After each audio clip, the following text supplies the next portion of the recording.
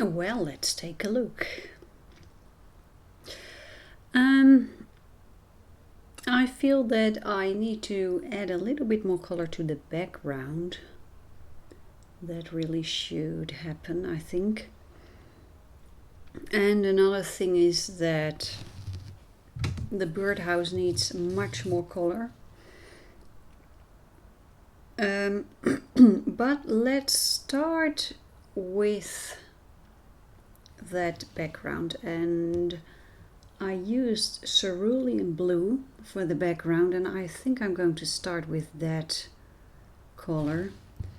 And again, I'm picking the large Arteza brush because it gives a lot of water, and I'm going to do a wet in wet technique.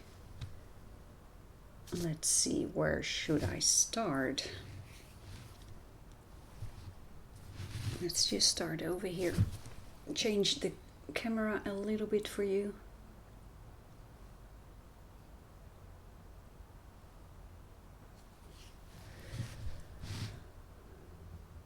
Here's the water is coming. Oh dear, my brush is not completely clean. Do you see that? Oh goodness.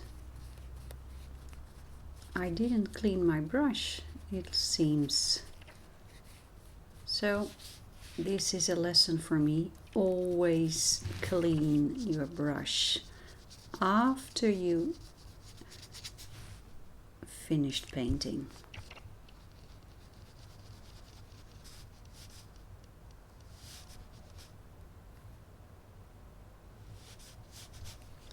I must say this Arteza brush is wearing down a little bit. The hairs are curling up a little bit. I don't know if you can see that.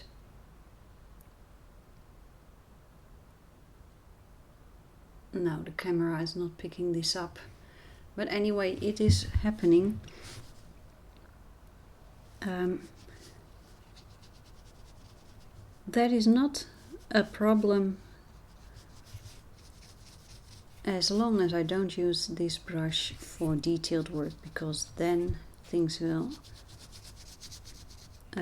go wrong. But for something like this, just adding water, it's all fine.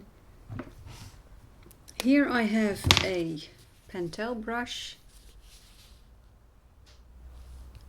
Really,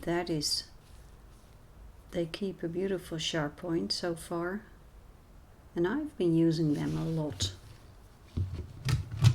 And here I have cerulean blue, so let's pick up that color, and let's see what happens if I add that to the areas where I have added the water.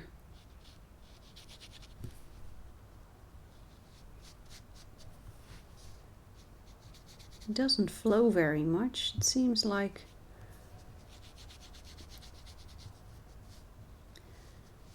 either this paint is not moving around so much, or the paper has already dried.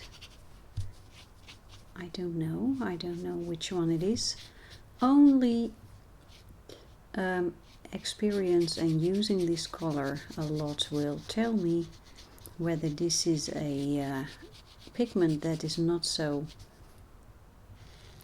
flowing, or that I just haven't added enough water to the paper.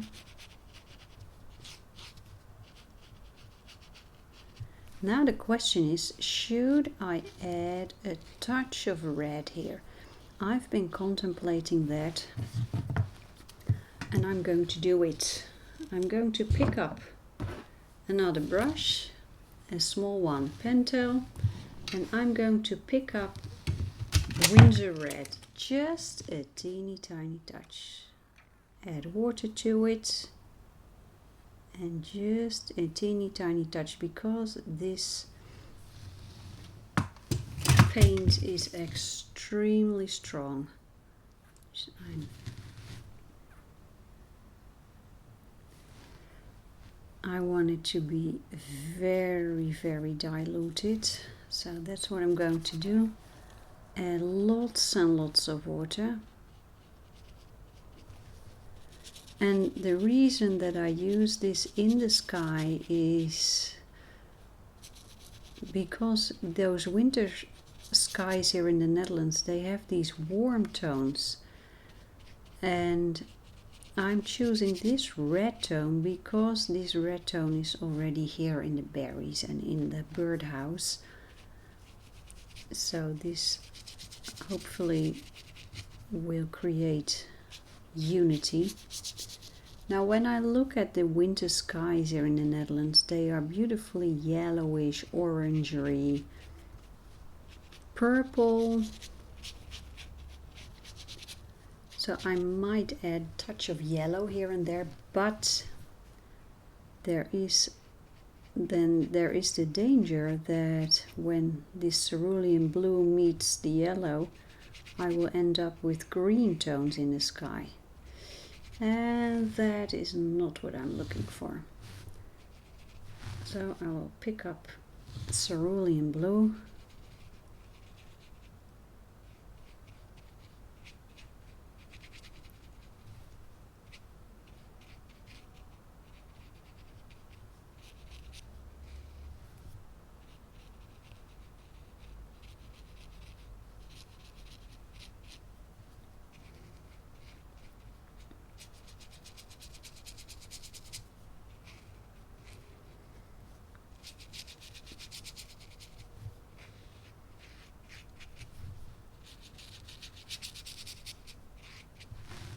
Picking up a little bit of that red again, and I really want to be very careful with this. So a little bit of paint and lots of water.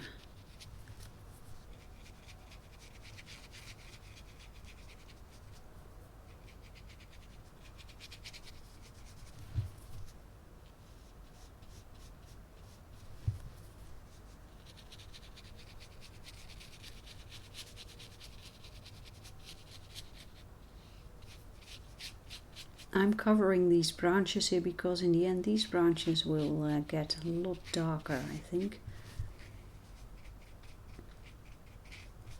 to create contrast against that light sky.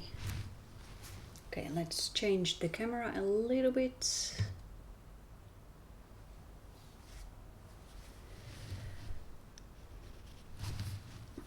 Here you can see how strong that color is, but you can also see that the more water you add, the lighter it gets. And you can dilute watercolor paints until it's almost white.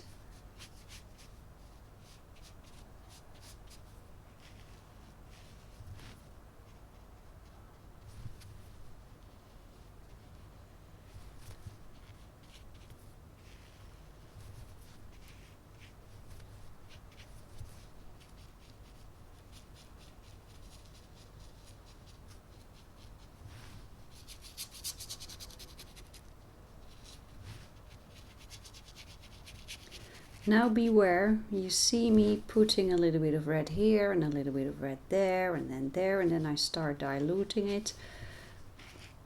If you have a red color that is staining and it dries, then after it dries it's much more difficult to get it moving again.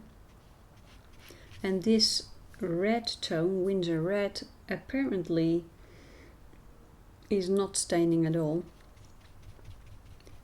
Once it has dried, I think I can pretty easily get it to move around again, but I don't want to take any risk. So once I put it on the paper, I make sure I come back to it and work it as quickly as possible. Here we have cerulean blue again. Now there's something else with skies that you may have noticed. if you see a blue sky, then you might have noticed that high up in the sky, the sky is blue, and then as you gradually lower your sight towards the horizon, this blue tone becomes lighter and lighter, up until sometimes it's almost completely white on the horizon. So that's something that you can keep in mind when you create a sky. That's the intensity of the blue varies. High in the sky it's blue, and low in the sky it's much lighter. Okay, now let's turn the camera again a little bit. Let's take a look. We have an area of blue here as well, so let's do the same. I just use this brush. Again, this is an Arteza brush. Gives lots and lots of water. Very handy. Picking up blue. Here I have the blue tone.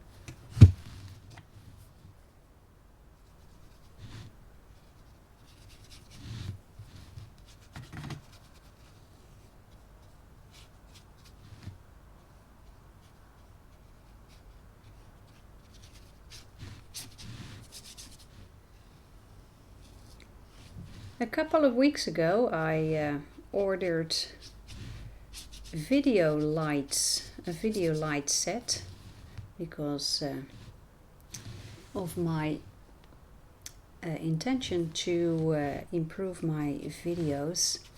Those lights didn't work out, they were not strong enough. So I went looking for another set and I found one, but that one was sold out, and then I found it on the internet. I ordered it in the UK, and then maybe you may have heard, oh no, something else happened first. I ordered it in the UK, and then on the day that they would deliver it, I got the message that the mailman had that my package had been damaged. So I think the mailman dropped it or something. So they would send it back to the manufacturer in the UK, and then the UK borders closed. So I thought, oh my goodness. So then I got a message from the manufacturer: you will get your money back. So they weren't even sending another one. Maybe that had something to do with those borders being closed. I can imagine that is a factor. And then yesterday evening I found that same set on a Dutch website, where a week ago they told me this was sold out and it wouldn't arrive before February. Well, there it was, a set. So I just ordered it, and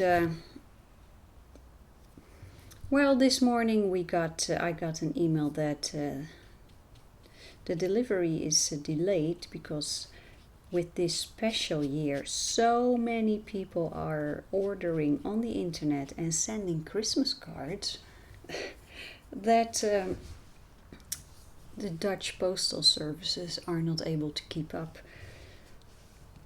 So there's a delay in my package being delivered. But frankly, I don't care. It's okay, it's fine with me. I can wait, no problem. Let's take a look over here. This is a mixture that might work quite well here. But my memory is a little bit short, but I don't think I made this mixture for this painting. But I'm going to make a mixture that looks a little bit like it. I'm going for burnt sienna over here, adding a little bit of water.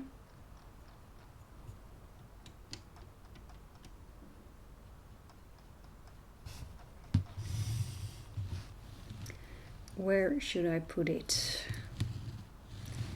I'm just going to put it over here. It's no problem if there's a little bit of another color in it, no problem at all. So, and I'm going to use a little bit of indanthrene blue, I guess. Let's try it, just a teeny tiny touch to see what happens.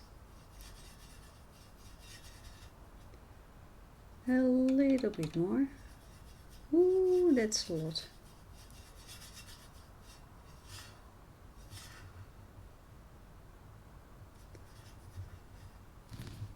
A little bit more of the burnt sienna.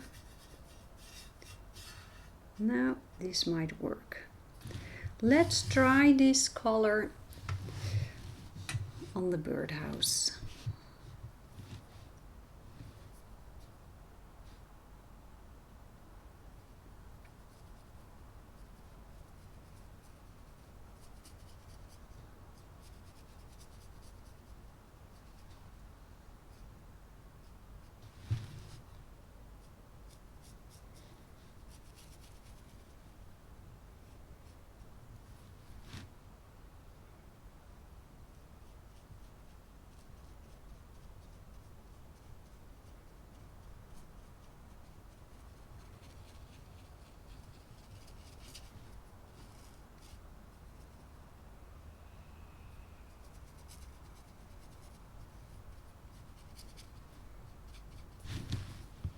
And I'm switching to the other brush. This is the Pentel brush, because this brush, the hairs are a little bit more sturdy, and I think I need that right now.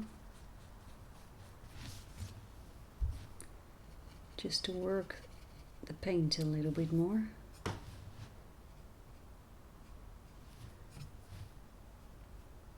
And this brush is a little bit better in detailed work. I will put a shadow here somewhere to show that these berries are casting a shadow on the birdhouse. But I'm going to do that in a later stadium.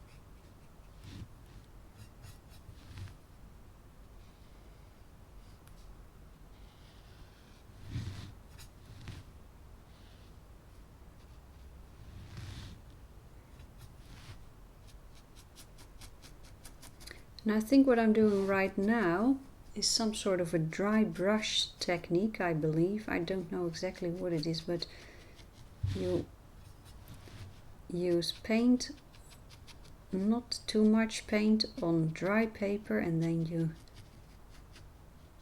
somehow scratch it on the paper. Let's change the position of the camera.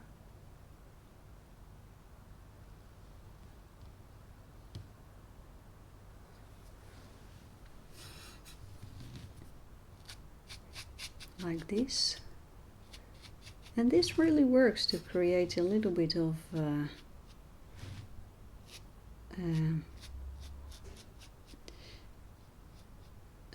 how do you say that in English? That you can see it suggests the surface of the wood.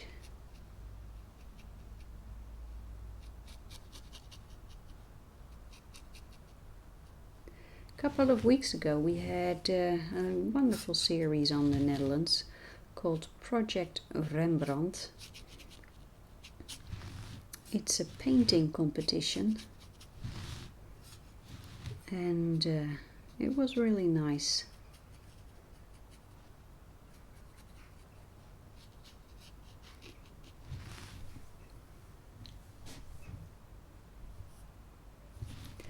The nice thing about that competition is that you not only see people compete with each other when it comes to painting, but they also it's very friendly, but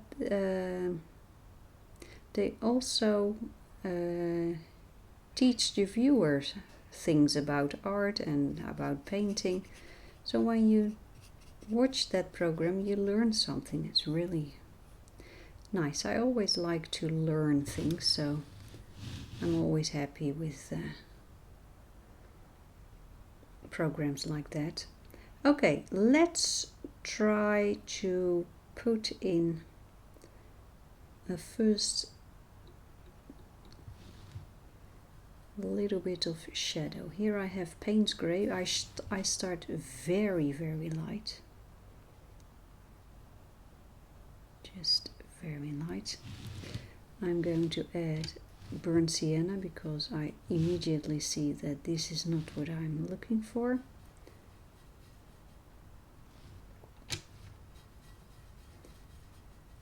And burnt sienna and Payne's Grey is a combination that I've already used in this painting.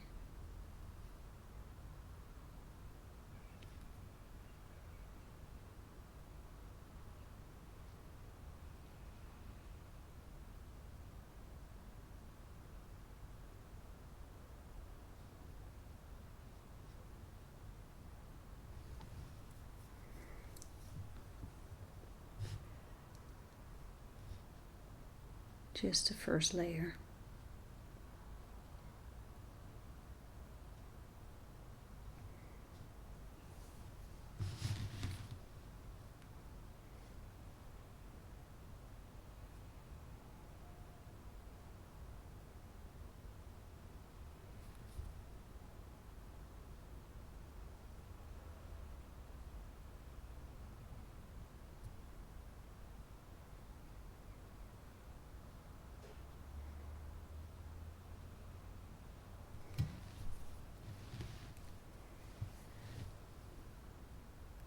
Oh.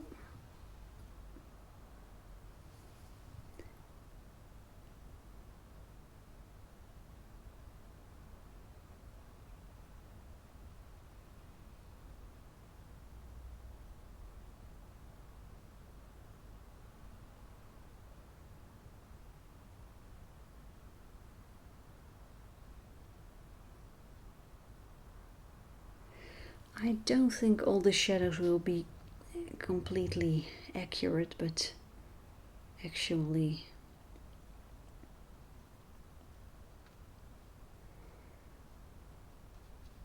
I don't think it's that important.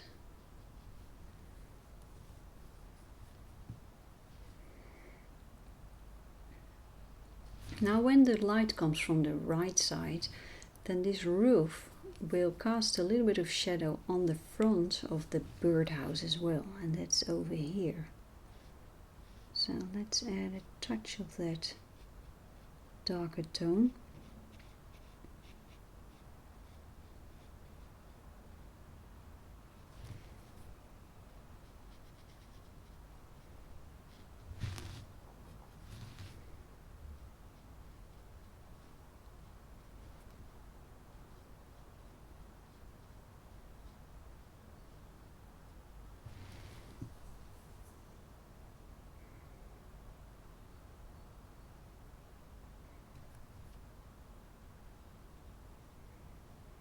I can hear a grey tit singing outdoors, and I must say that is a very hopeful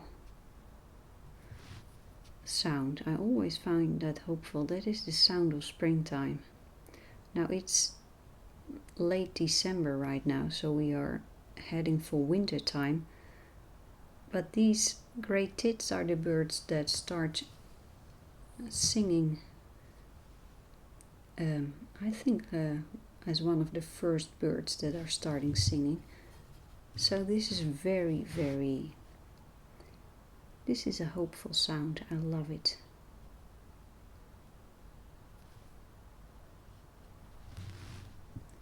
Look at that. I think you can see that just adding a little bit of shadow is doing so much for this painting. This is really working. I love it. Now this branch will also cast a shadow somewhere. So let's put it over here.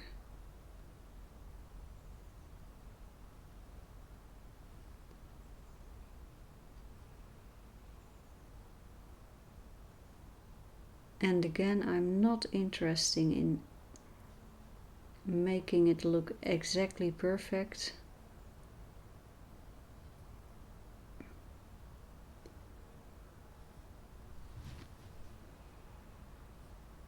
I just want to have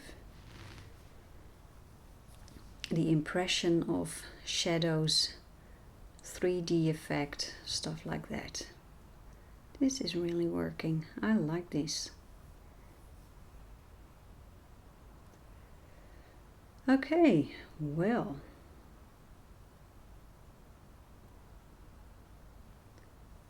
let's add a touch of darkness to this tree over here. I'm going to change the camera position again.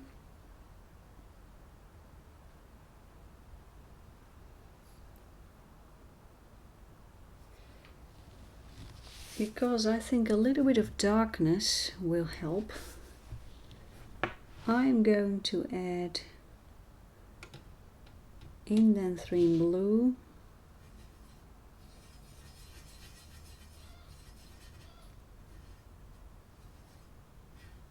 let's see what this will do.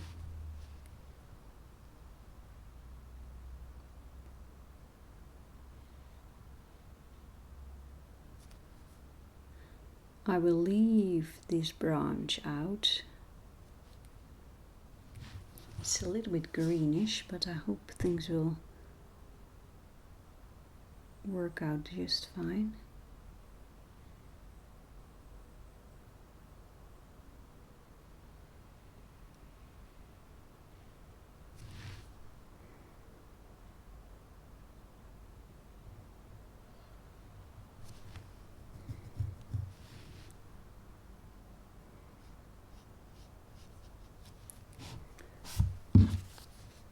I'm going to smooth things out, cleaning my brush. When I'm painting things that I'm not completely sure about, I'm extra precise. Because I don't know if this is true, but I have a feeling if I leave it neat, tidy, it will be easier to correct things. I'm not sure if that is really true, actually, but well.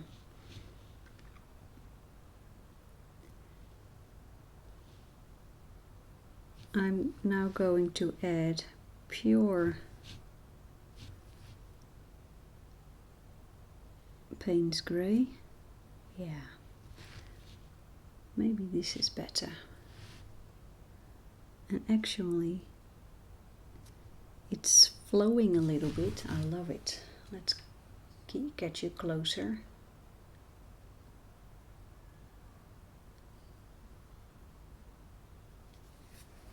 I hope you can see this.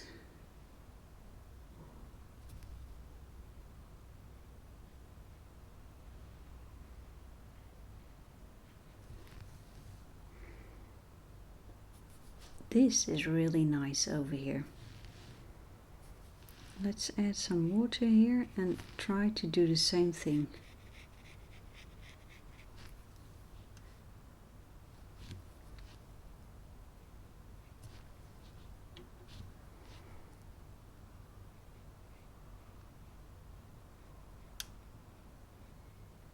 So this is Payne's grey, but I think that first layer that I put here actually worked.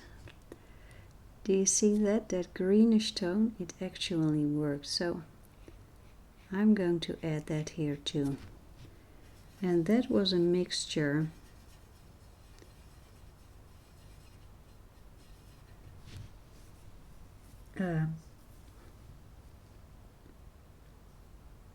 what was it?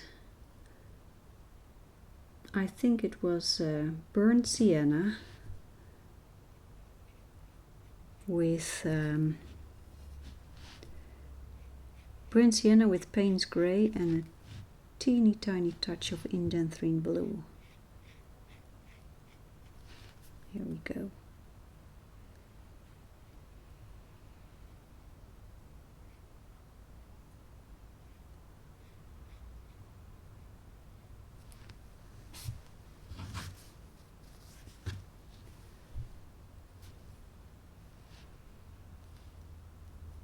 No. Picking up Payne's grey. Look at that. This is just lovely. This is exactly why I love this Winsor Newton paints. Exactly this. This is truly amazing.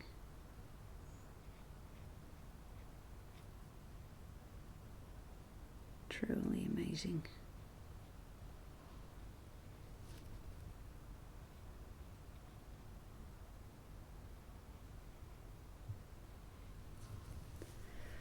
I think I will make these branches really, really dark. So more Payne's grey.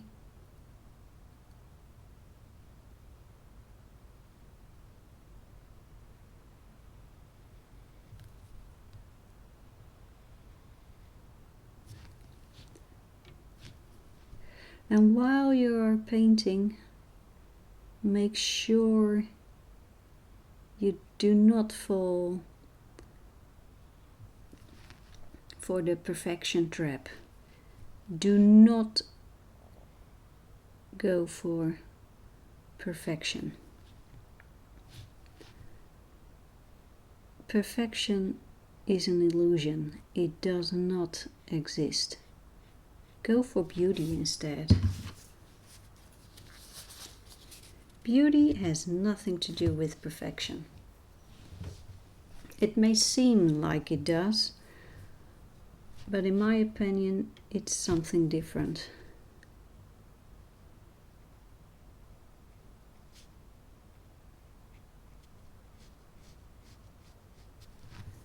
Look at that. Ooh, this is really working. I'm picking up that same greenish tone. Oh, you cannot see what I'm doing. I'm sorry. Let's move you a little bit over here.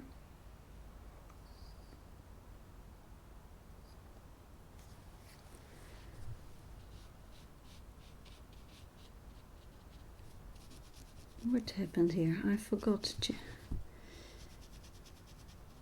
Oh dear, we have a problem. This is exactly what I warned you for a couple of minutes ago.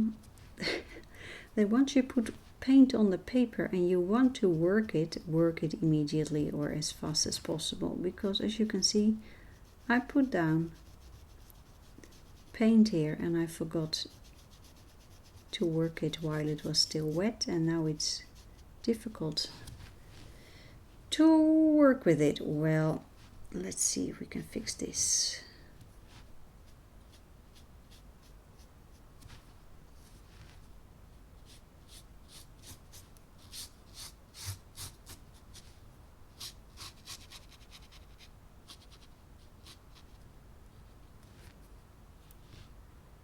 Adding a touch of Payne's grey. And as you can see, you can fix a lot with just adding layers of color. No problem at all. What's happening here?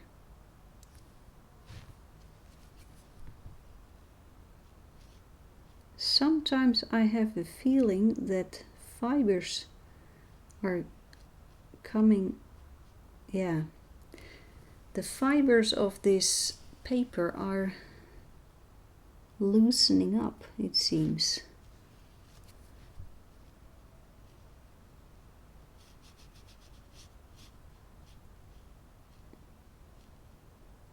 Or it's something else, but well, anyway. Let's see if I can get rid of it.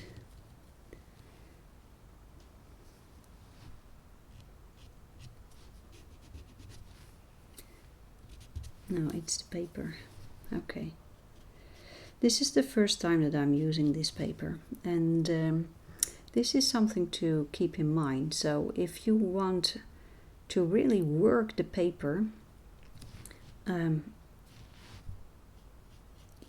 then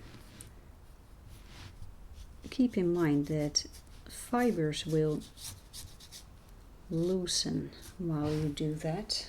Changing the position again.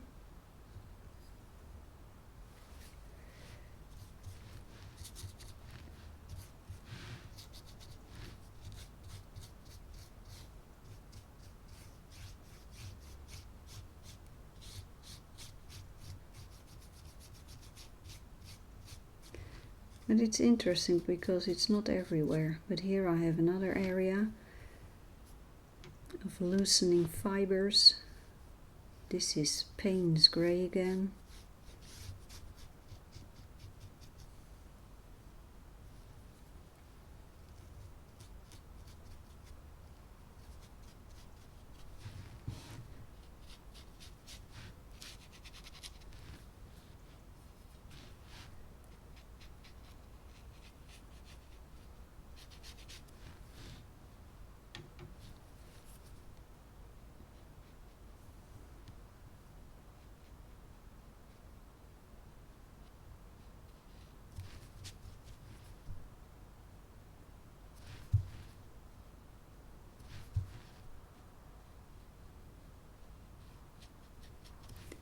So I think it's time to leave things for now. I will change the position of the camera again so we can take a look. I'm just playing around with my new camera arm. It's working quite well.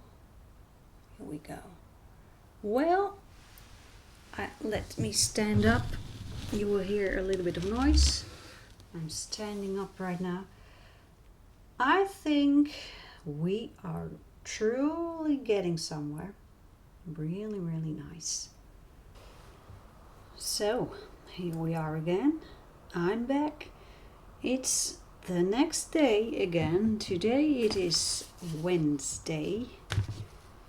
Wednesday the 23rd of December. And this time I'm going to add color, first of all, to this tree trunk. I think I need a little bit more diversity in the colors. A little bit more of brown, maybe a touch of green.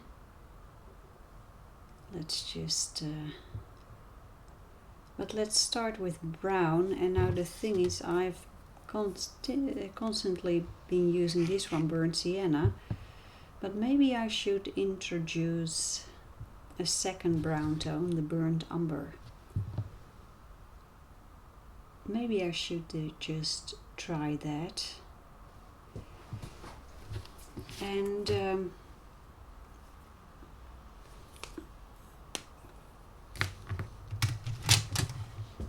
here I have it. It's this one, burnt umber.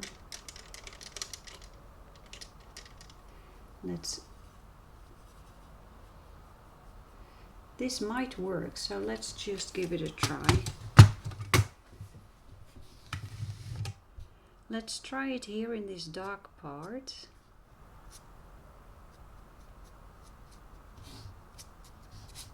on the darkest side.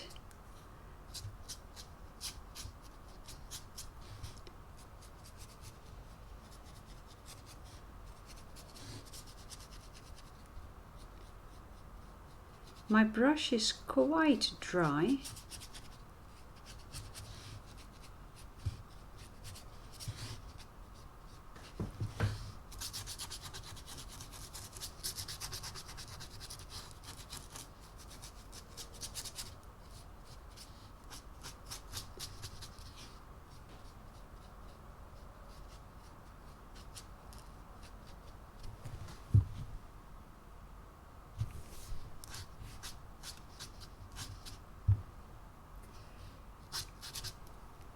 Picking up a little bit more.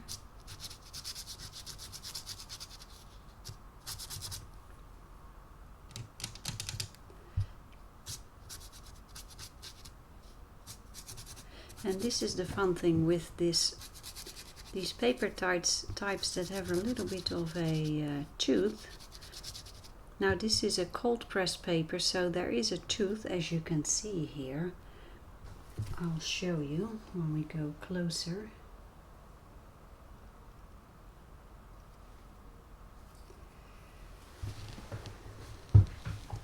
The tooth of the paper helps to create a texture. Need a little bit of water, so I'm squeezing the brush.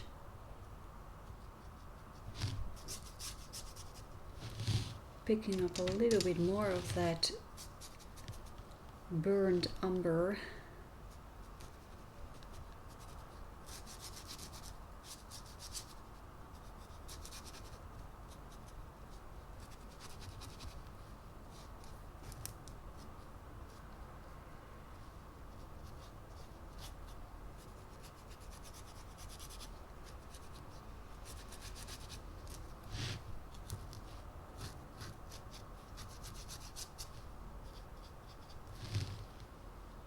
A little bit more. It's 2 days before Christmas,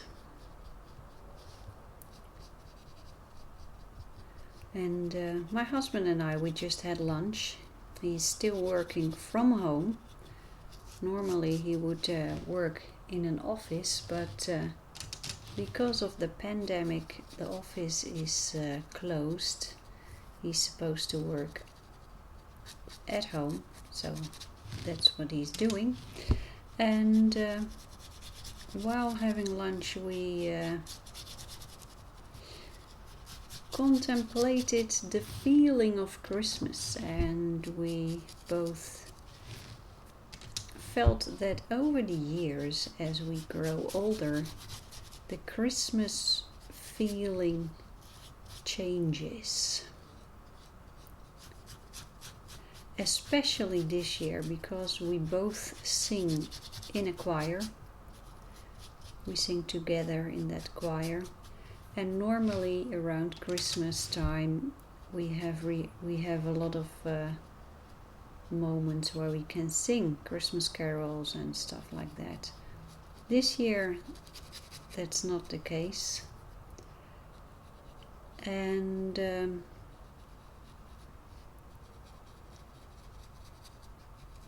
but that's not all. I think, and maybe you recognize that as you grow older,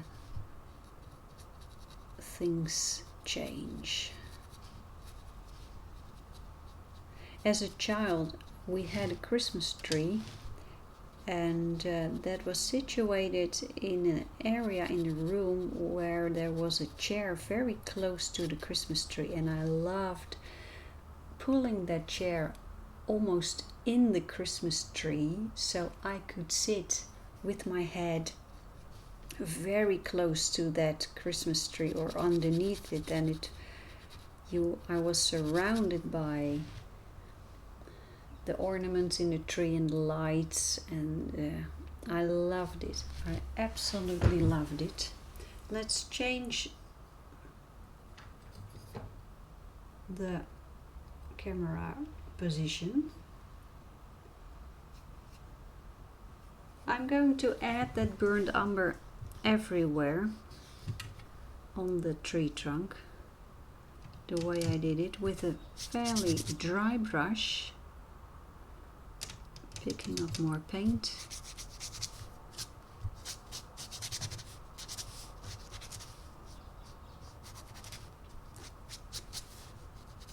And I'm also a little bit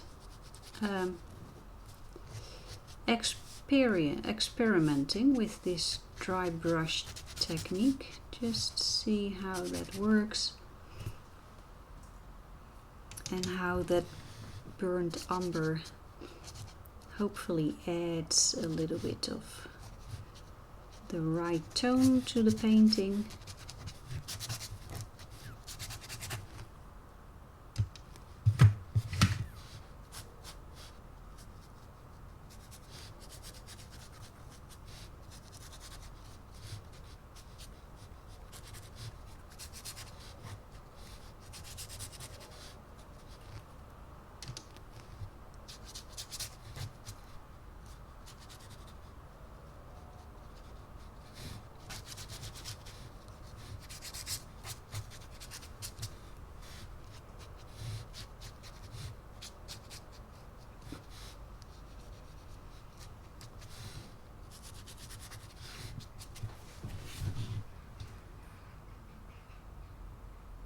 And I think I will also add a touch of green, just a teeny tiny touch of olive green.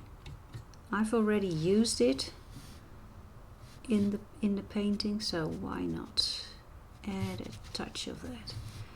Because I'm sure there will be mosses and lichen on that tree. Just a touch of it here and there.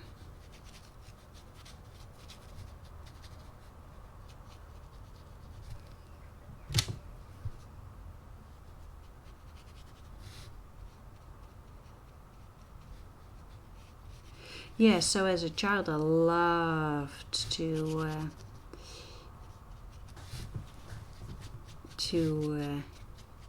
inundate myself in the Christmas feeling. I loved sitting not next to the Christmas tree, but well, in it. You know, and once you grow older, that I no longer have the wish to sit in a Christmas tree.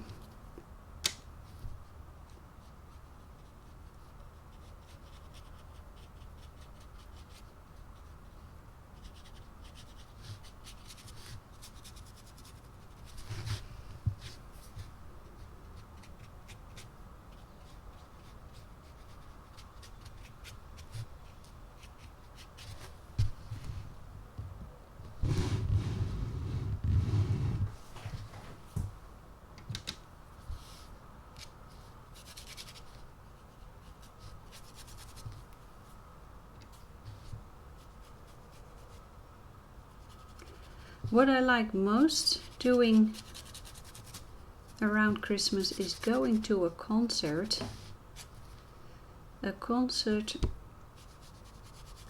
by a choir, a professional choir that sings Christmas carols just perfectly. I love that. I love it most if that concert is in a beautiful cathedral, so I still like that ambience. I love that. But this year there will be no concerts. Maybe we will turn on BBC, the British Broadcasting Corporation. We have that here on Dutch TV, and they have a King's College Choir, the boys' choir, and I consider those boys to be professional singers. They are so good, and I think it's nice to put that on Christmas Eve. Okay, now I think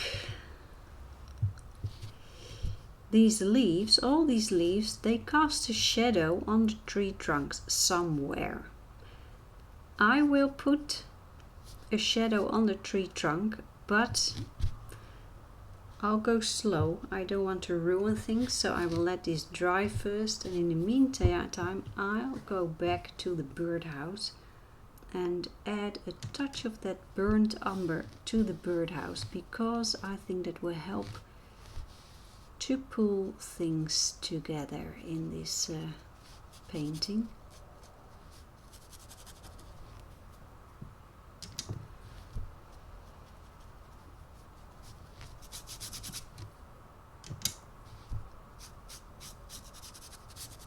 Just a very, what's this?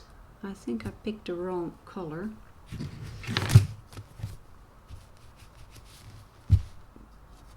I don't know where this comes from. So,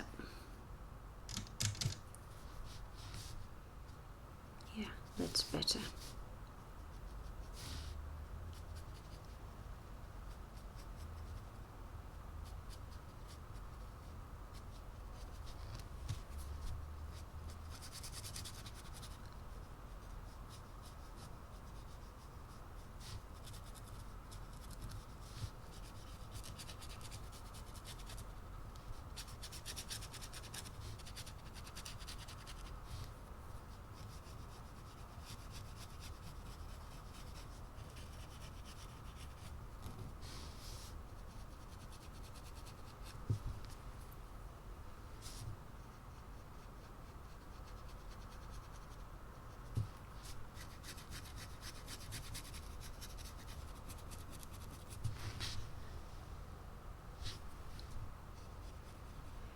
I think I will start casting a shadow here from this leaf.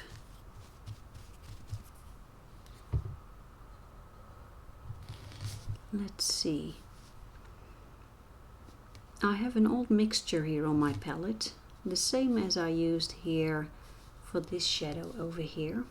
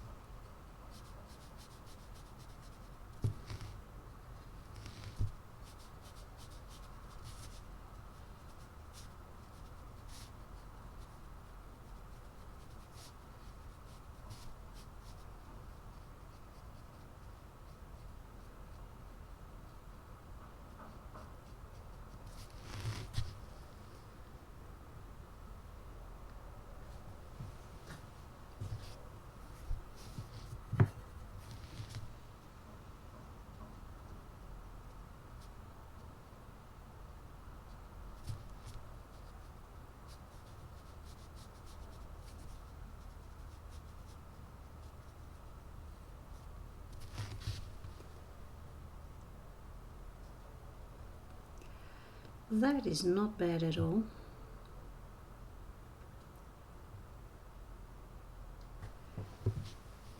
This bird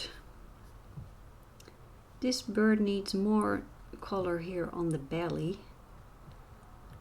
And when I take a look in the book, here it is, there are slightly green tones. I find it a little bit scary to start painting the belly of the bird, but I must. So let's see, what should I do?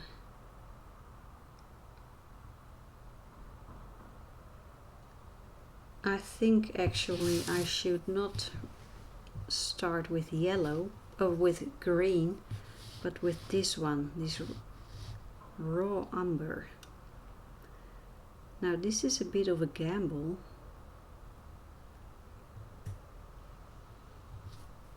but let's give it a try.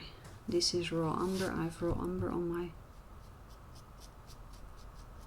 I think this is right.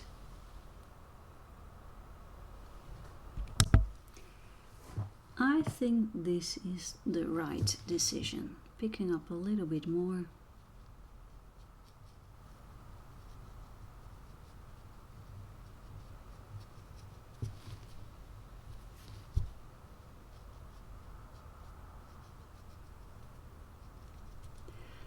And I think we also need a touch of a grey tone to create a little bit of shading. But first let's do this raw umber.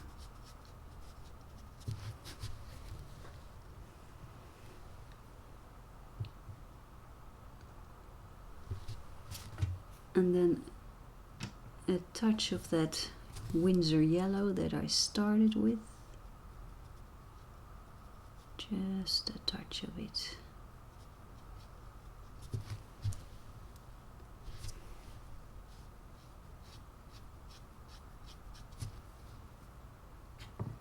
A little bit more of that raw umber.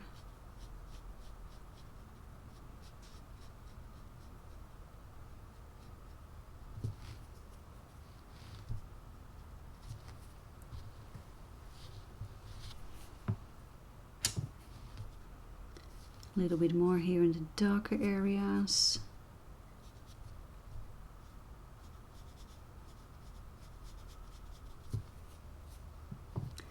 And I'm slowly building the colors.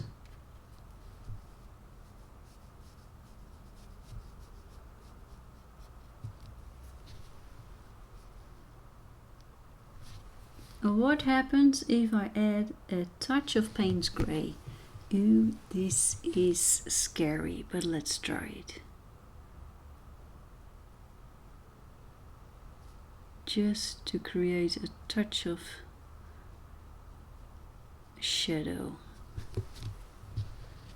You can hardly see it on the video.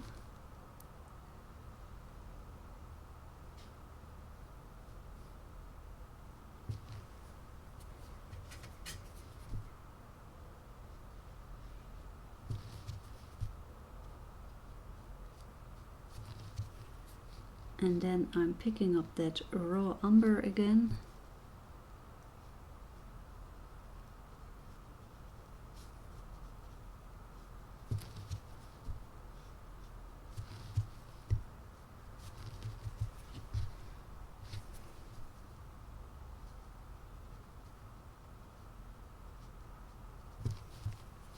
And a little bit of Winsor yellow here.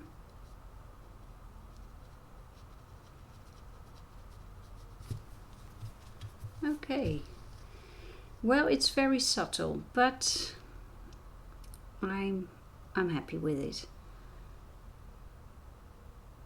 Okay, let's get back to the berries of the holly and the leaves. First, let's do the leaves. I used a mixture of olive green and indanthrine blue, I believe. I think we need to do that again.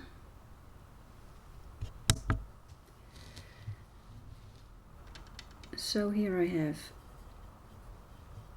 olive green and a touch of indanthrine blue. I think this is a little bit too blue, so picking up a little bit more green.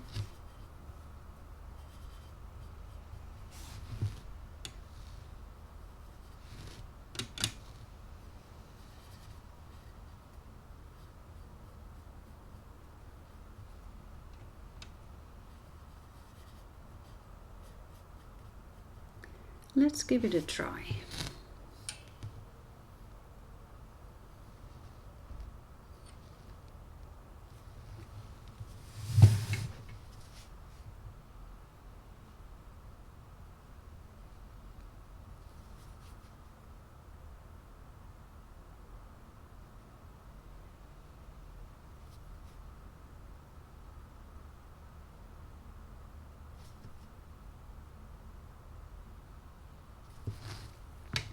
I'm picking up a different brush, a clean one, so I can smooth out the paint.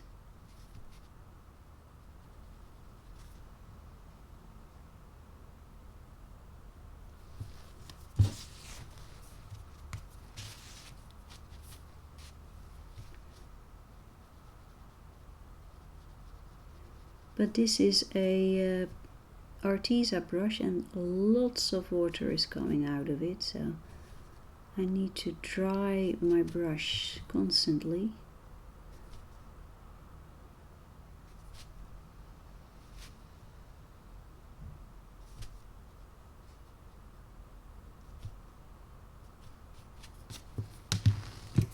Here's the brush with the green on it.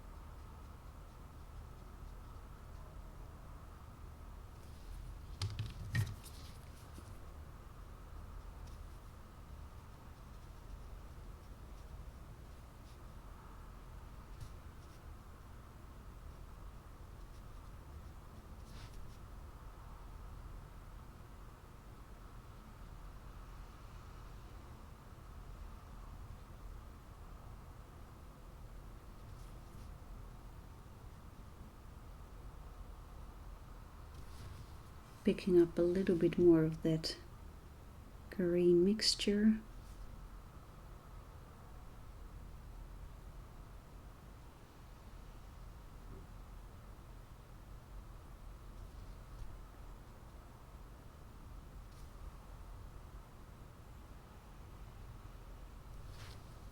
Okay, let's change the camera.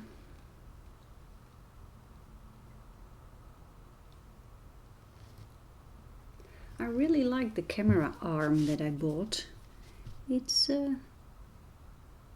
working quite well.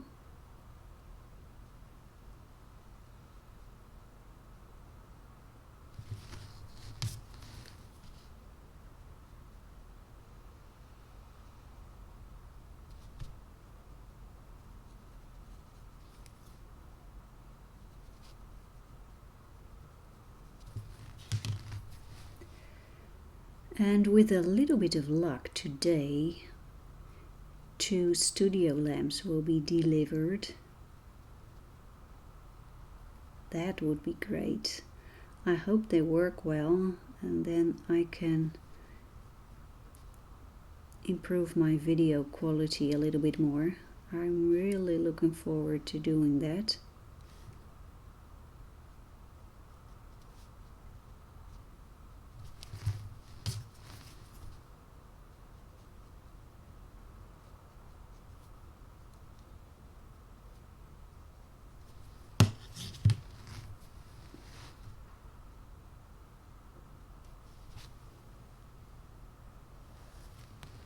And let's change the position again. Here. There we go.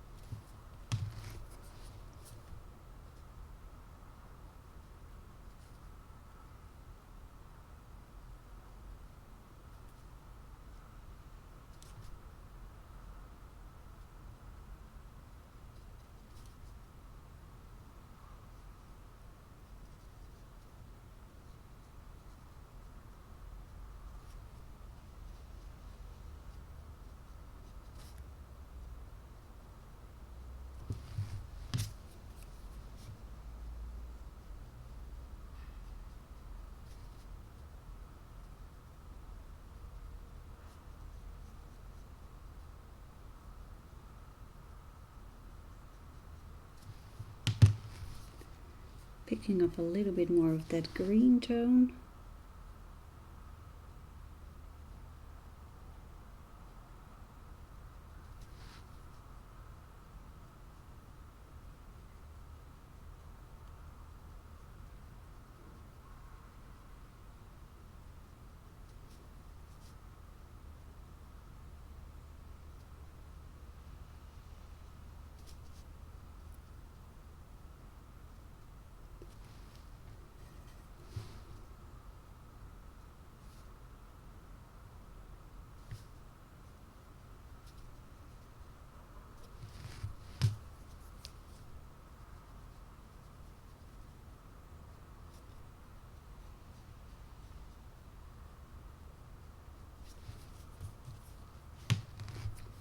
Okay,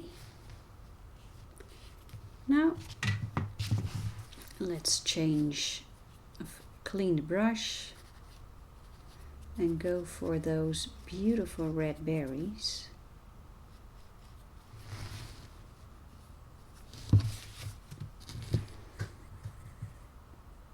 I have a feeling that those berries need a little bit of a connection with the bird's color, so now the question is which color can I add? I can add multiple colors, but let's start with that Winsor yellow,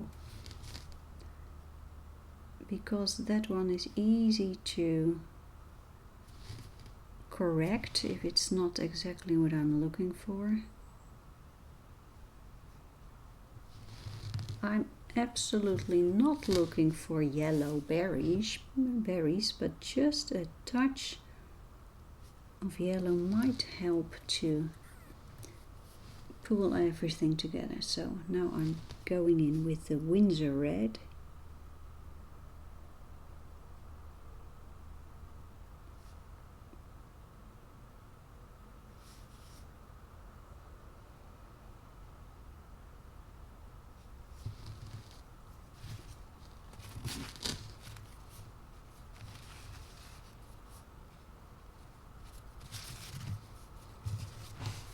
Something going wrong here.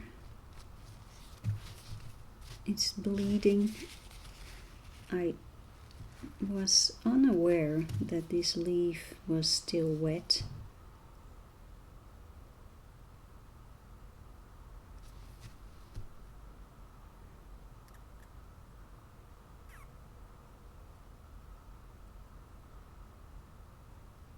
Trying to make a little highlight.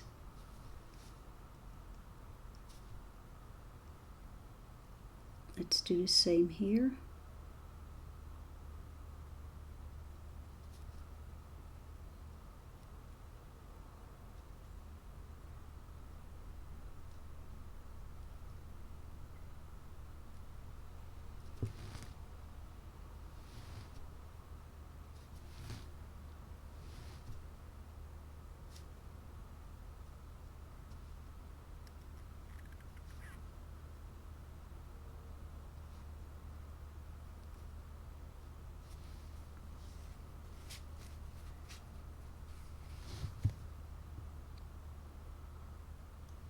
Well, I think that looks quite nice.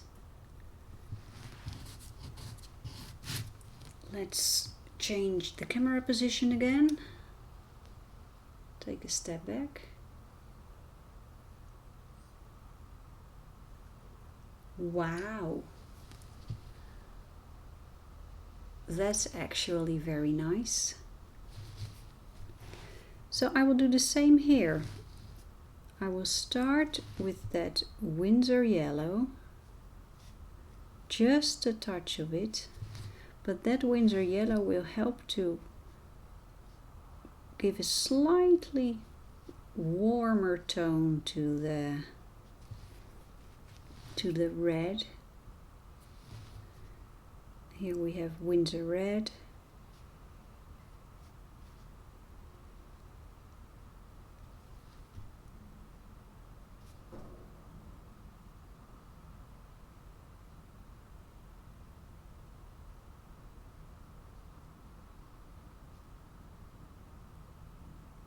Let's make a highlight.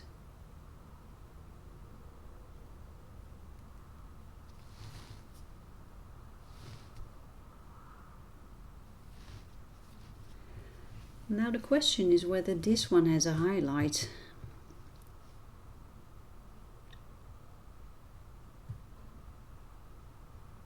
And to be honest, I made a mistake. I made a huge mistake and I cannot undo it, so I will leave it. But the highlight on the left side cannot happen because I've done this whole painting with the light coming from the right side, so the highlight should be on the right side of the berry. So that is a mistake. But the question is whether is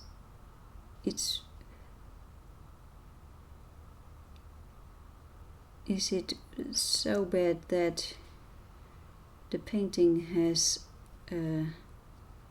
is being ruined? And no, the answer is no, that is not the case at all.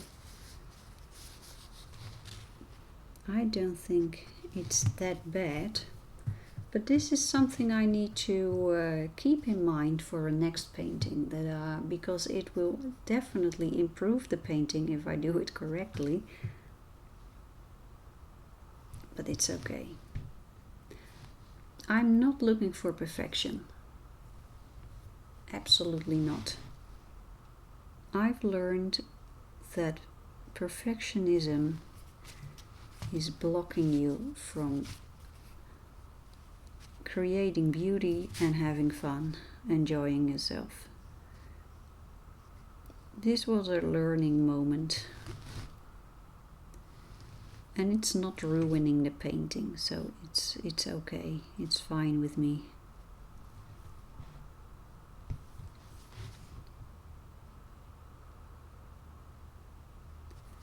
Now I'll have to stay consistent, so I will make the same mistake here. Just create a highlight on the wrong side of the berry. It's fine with me, it's okay.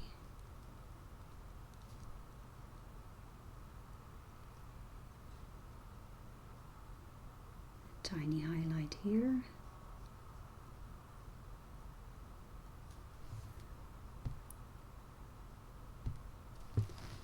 Picking up a little bit more of red.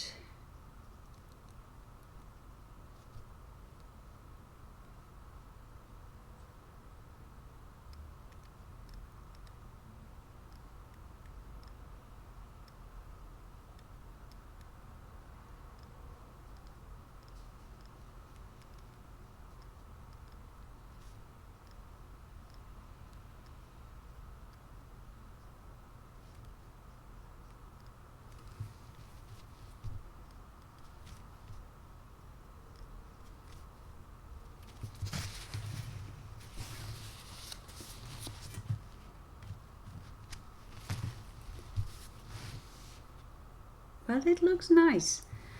And this yellow here really looks nice. I'm going to add a touch of yellow here as well. This is a happy accident. It sure is.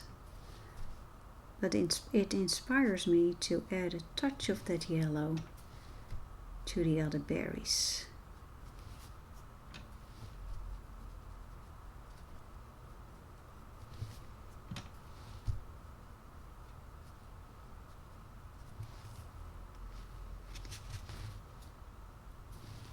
Touch of red here.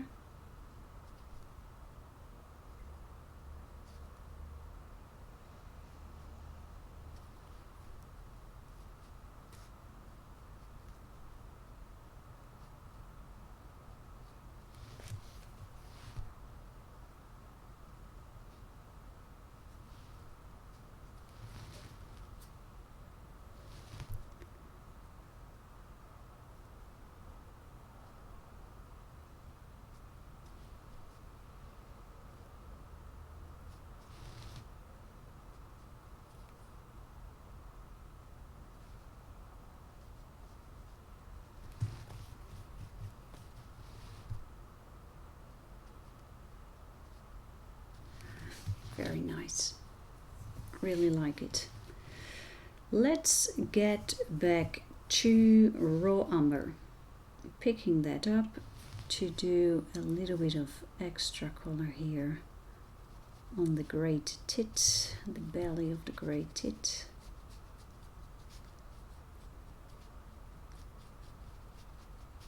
Just a touch of it with Winsor yellow.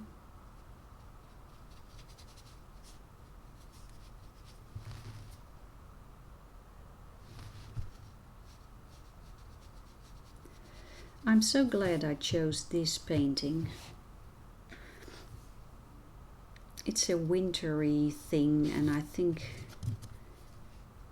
it's not that much connected to Christmas because I feel I won't finish it before Christmas. That was my intention, but that's not going to happen. And I'm very glad. I would not want to upload a Christmas project when Christmas is already over. So, but this is more wintry like, so I think I'll get away with it.